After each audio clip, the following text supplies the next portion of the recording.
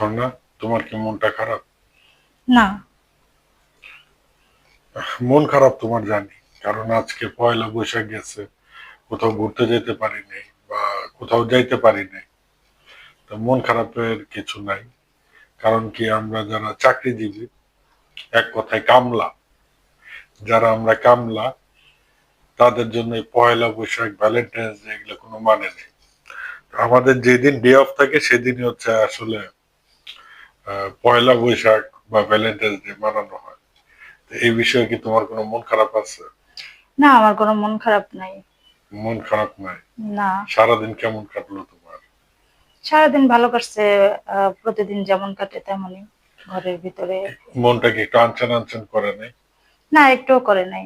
এখন তুমি যদি তোমার কর্মক্ষেত্র থেকে তুমি ছাড়া না পাও, তাহলে না আসতে পারলে তো সেটা তো আর তোমার না, ফল্ট না। সেটাই। যাই হোক। এটা তো আমার বুঝতে হবে। হুম, যাই হোক। আমরা আমি আমি দৈনন্দিন কামলা, জব করি। তো তার জন্য আর কি অনেক কিছুই আমাকে আহ, মানে যেটা হচ্ছে বিসর্জন দিতে হয়।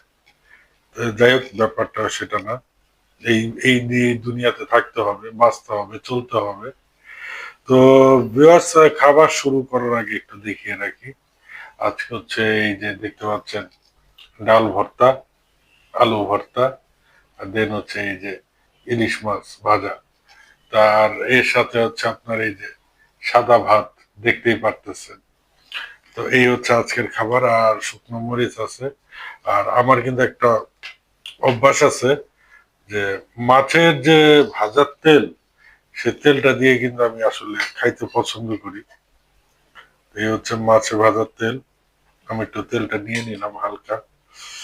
আমার এখন এই জিভে জল আসতেছে, বুঝতেই পারতেছেন দেখেই যে আমার জিভে জল আসতেছে।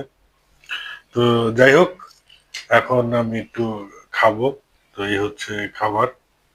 স্টার্ট করি। প্রথমে একটু তেলটা নিয়ে মাখিয়ে নেই, তারপর হচ্ছে এই যে মাছটা দিয়ে স্টার্ট করি।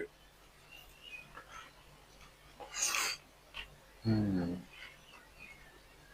এখন অনেকে বলতে পারেন, মাছগুলো তো ছোট, বড় মাছ কিনতে পারতো। কিন্তু এখানে একটা বিষয় আছে,